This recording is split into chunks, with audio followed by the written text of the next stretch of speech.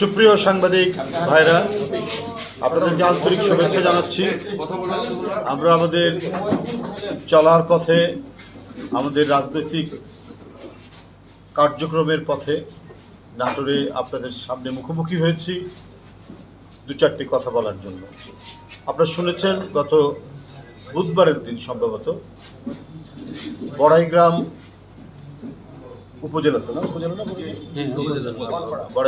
বড়াইগ্রাম উপজেলা বনপাড়া এলাকায় একটি ঘটনা ঘটেছে।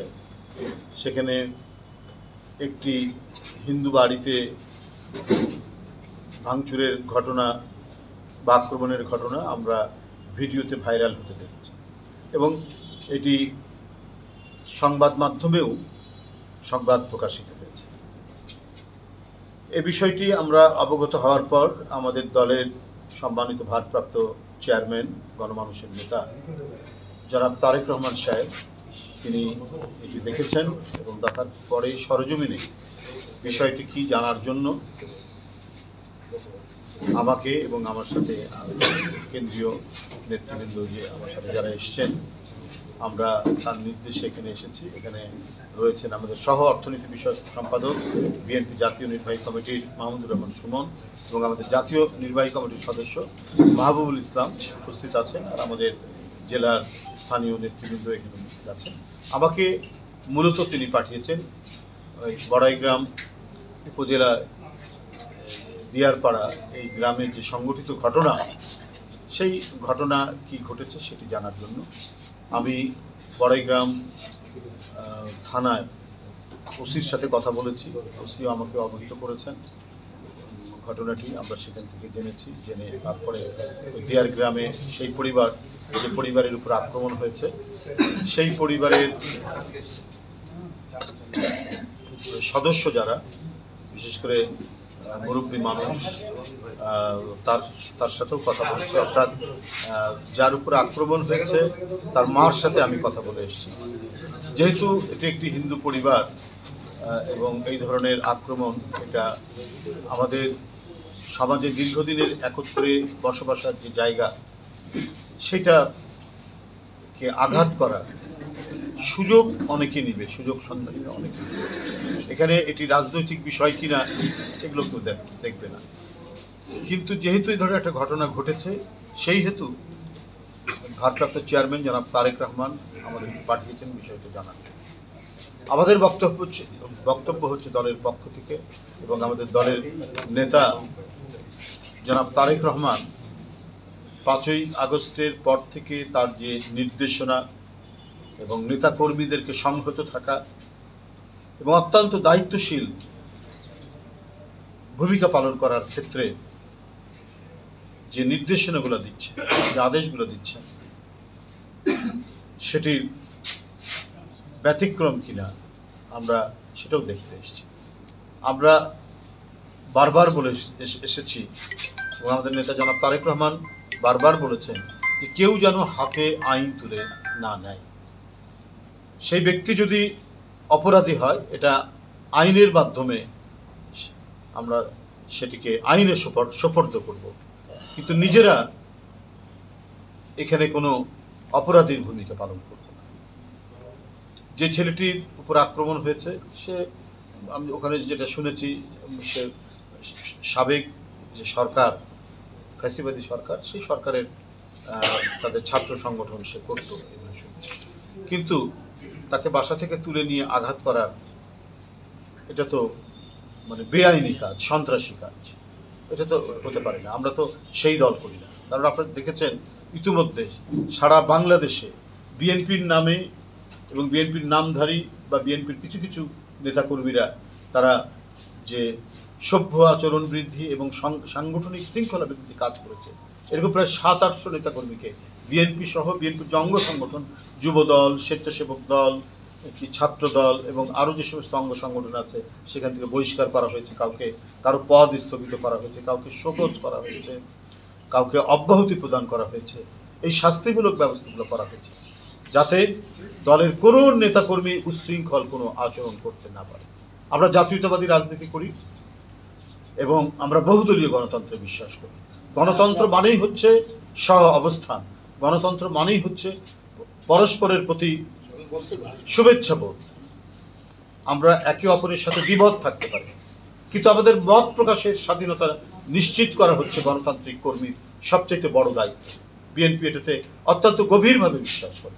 আমার সাথে আপনার দ্বিমত থাকতে পারে, মতামতের পার্থক্য থাকতে পারে, কিন্তু আপনি আপনার মত প্রকাশের যে অধিকার, সেই অধিকারকে আমি ক্ষুণ্ণ করতে পারি না, বা আমার অধিকারকে কেউ ক্ষুণ্ণ করতে পারে না, যেটা শেখ হাসিনা বিগত 15.5 বছর ধরে তার ফ্যাসিবাদী দুঃশাসন, লুট হরিলুটের যে সংস্কৃতি, যে মাফিয়া লীগ তৈরি করেছে, সেই মাফিয়া লীগের পুনরাবৃত্তি বাংলাদেশে যাতে আর না হয়, এবং বিএনপির কোনো নেতাকর্মী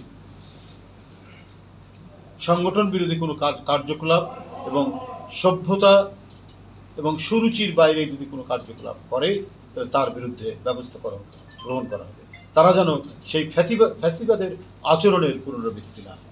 এই কারণেই বাংলাদেশ জাতীয়তাবাদী দল অনেক অভিযোগ থাকার পরেও, মানে স্বৈরাচারী শেখ হাসিনা কর্তৃক নানা অভিযোগ, মিথ্যা অভিযোগ, ফেব্রিকেটেড অভিযোগ জনগণের কাছে তারা বলেছে, কিন্তু একটাও প্রমাণ করতে পারেনি এবং জনগণ বিশ্বাস করে। এটা হচ্ছে বিএনপির সবচাইতে বড় সম্পদ। এটাই হচ্ছে বিএনপির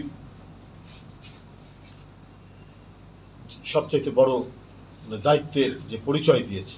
বিএনপি ক্ষমতায় ছিল কয়েকবার, এই কারণেই বিএনপি দেশ ছেড়ে পালাতে হয়, কিন্তু শেখ হাসিনাকে দেশ ছেড়ে পালাতে হয়েছে।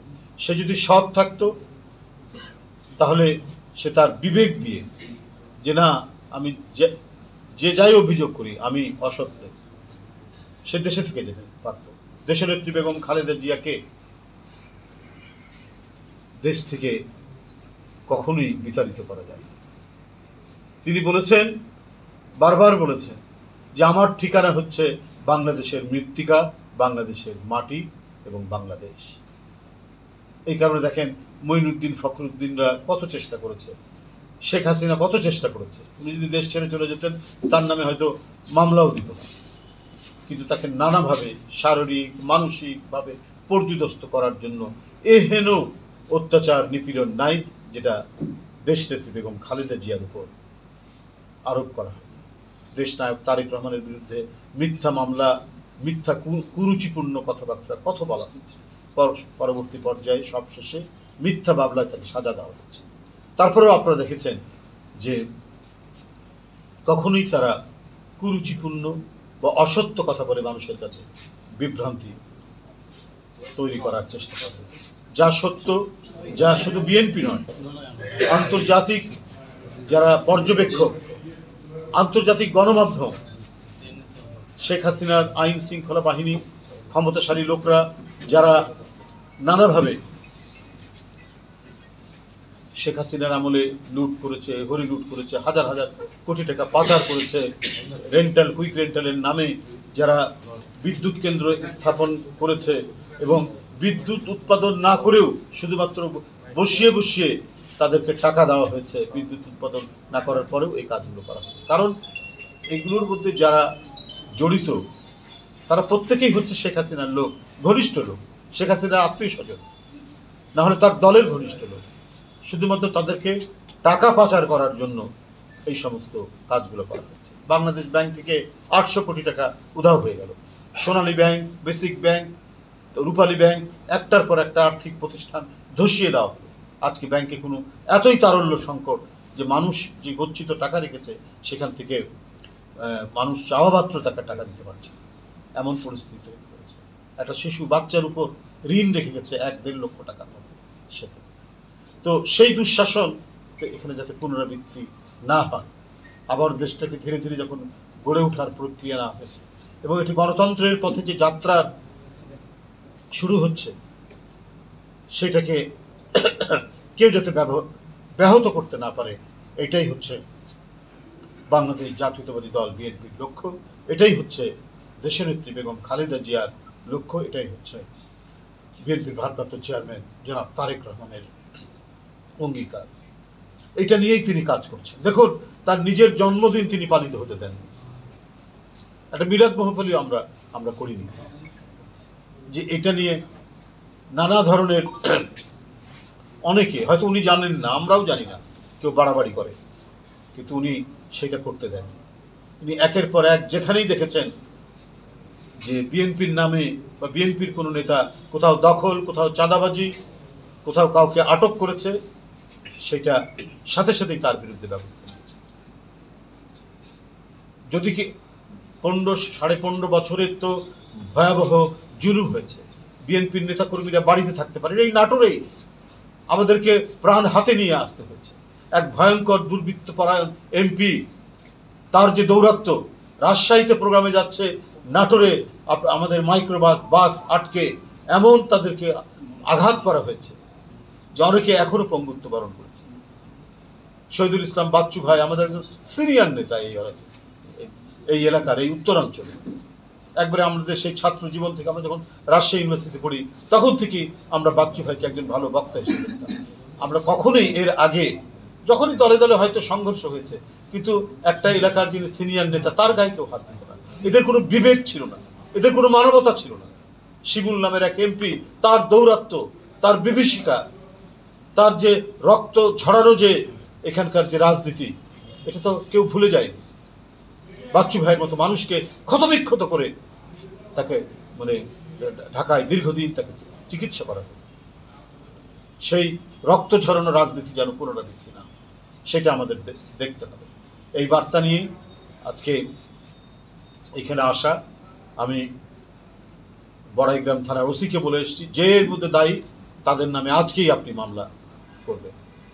কাউকে অন্যায় করে কাউকে পার পেতে দেওয়া যাবে না, তাদের নামে আপনি মামলা দেবেন। এবং আমি ঢাকায় ফিরতে না ফিরতে আমি দেখতে চাই আপনারা এই মামলা দিয়েছেন, এবং কারো অন্যায় হয়ে থাকলে আপনারা সেটা পুলিশকে জানান। পুলিশ যদি মামলা না নেয় তাহলে তো রাজনৈতিক অনেক প্রক্রিয়া আছে। আপনি প্রতিবাদ করতে পারেন, আপনি সমাবেশ করতে পারেন, আপনি মিছিলে প্রতিবাদ করতে পারেন, গণতান্ত্রিক যে পদ্ধতিগুলো আছে সেগুলো করতে পারেন, কিন্তু নিজের হাতে আইন তুলে নেবেন, তাহলে এই দেশ শান্তিময় থাকবে না কখনো। কারণ আরও এমন শক্তি রয়েছে যারা সামান্য আপনারা একটুকু ত্রুটি করবেন সেটাকে খুব বড় করে আন্তর্জাতিকভাবে দেখানোর চেষ্টা করে। শেখ হাসিনা যেখানে আশ্রয় পেয়েছেন সেখানকার গণমাধ্যম তো প্রতিনিয়ত বাংলাদেশের বিরুদ্ধে এমন অপপ্রচার দিচ্ছে, একবারে প্রচারের কোরাস চলছে সেই দেশ থেকে। তো সেই সুযোগ আপনারা দেবেন কেন? আপনাদের দিক থেকে যেন ন্যূনতম সেই সুযোগ না আসে। সুতরাং আমি আজকে এখানে উপস্থিত সাংবাদিক ভাইরা রয়েছেন, গণমাধ্যমের সকল গণমাধ্যমের যারা সাংবাদিকরা রয়েছেন, সবার কাছে আমি এই কথাটি বলতে এসেছি যে বিএনপির অন্যান্য থানা, উপজেলা এবং এই জেলা সহ আরও এই উত্তরাঞ্চলের সারা বাংলাদেশেই বলতে চাই যে বিএনপির নেতাকর্মীরা তারা অত্যন্ত সভ্য, সুরুচিপূর্ণ তারা আচরণ করবেন এবং যে কোনো অন্যায়ের তারা প্রতিবাদ করবেন, কিন্তু হাতে আইন তুলে নেবেন না। আপনারা পুলিশকে জানাবেন, আপনারা র্যাবকে জানাবেন। তারা যদি কথা না শুনে তখন আপনি রাজনৈতিক পদ্ধতি অবলম্বন করবেন, আপনি প্রতিবাদ জানাবেন, সভা সমাবেশ করবেন, করে আপনি করবেন। তাহলে দেখবেন যে সেইটাই হবে সবচাইতে উপযুক্ত প্রতিবাদ, এবং সেটাতে অনেক বেশি আপনার কাজ হবে। তো আবারও আমি আপনাদের সামনে সবাইকে ধন্যবাদ জানাই। নাটোর বিএনপির নেতৃবৃন্দ তারা আজকে একটি রাজশাহীতে প্রোগ্রাম হচ্ছে, একটি কর্মসূচির জন্য তারা অধিকাংশই গেছেন, তারপরেও সেখান থেকে আপনাদেরকে এখানে এই অনুষ্ঠানটি করার, এই সংবাদ সম্মেলনটি করার তারা সেখান থেকে অর্গানাইজ করেছেন। সবাই সহযোগিতা করেছেন। আমাদের নেতা, নাটোরের বরেণ্য নেতা রুহুল কুদ্দুস তালুকদার দুদু, সে বারবার খোঁজ নিয়েছে। আমি নাটোরে ঢুকে আমি কাজগুলো শুরু করা প্রত্যেকটি সময় সে খোঁজ নিয়েছে, এবং আরও যে সমস্ত নেতৃবৃন্দ, বিশেষ করে বড়াইগ্রামের বিএনপির নেতৃবৃন্দ এবং অঙ্গ সংগঠনের যুবদল, ছাত্রদল, স্বেচ্ছাসেবক দলের নেতৃবৃন্দ সার্বক্ষণিকভাবে তারা, হয়তো ব্যাপক মাত্রায় আমি খবর দেইনি, আমি অনেকটা যেহেতু আমার সাংগঠনিক এনে প্রোগ্রাম নেই, আমি আমার মতো করে এসেছি। তারপর যারা সংবাদ পেয়ে এসছেন প্রত্যেকেই সহযোগিতার হাত বাড়িয়েছেন এবং প্রত্যেকে আমার সাথে সেই ভিকটিম পরিবারের কাছে গেছেন, তাদেরকে আশ্বাস দিয়েছেন যে এই ধরনের কোনো পুনরাবৃত্তি তো কেউ করবেই না, কেউ করার সম্ভাবনা থাকলে আমাদের বিএনপির বড়াইগ্রাম এবং বনপাড়ার যারা নেতৃবৃন্দ আছেন তারা সেই বিষয়গুলি দেখবেন, এ কথাগুলো তারা সেখানে বলেছেন। সুতরাং আমি আপনাদের কাছে এখন বিদায় নিব। আমি নাটোর জেলার যে সকল বরেণ্য সাংবাদিক ভাইরা এই দুপুরবেলায় এই খাওয়ার সময়, দুপুরে লাঞ্চের সময় আপনারা প্রত্যেকে যে উপস্থিত হয়েছেন, এই কারণে আপনাদেরকে আমি আন্তরিকভাবে শুভেচ্ছা জানাই, প্রীতি জানাই এবং ধন্যবাদ জানাই। আমরা এটা আরেকটু আমি এখানকার বাচ্চু ভাইকে বলেছি যে যারা দায়িত্বে এই ধরনের কাজের মধ্যে যারা আছেন, যে সংগঠনই হোক, দ্রুত তাদের বিরুদ্ধে আপনারা ব্যবস্থা নেবেন, সেটা আমি তাদেরকে বলে দিয়েছি। আর প্রশাসনিক ব্যবস্থার জন্য আমি একবারে রুমে বসে এখানে যেসব নামগুলো তারা পেয়েছে প্রশাসনের কাছে আছে, যে আপনারা এই ব্যাপারে কেন আপনারা এতদিন ব্যবস্থা গ্রহণ করেন, এটা প্রশ্ন করেছি। বললাম যে আজকেই আমি এটা জানতে চাই যে আপনারা এটার বিষয়ে আপনারা দ্রুত পদক্ষেপ গ্রহণ করেছেন।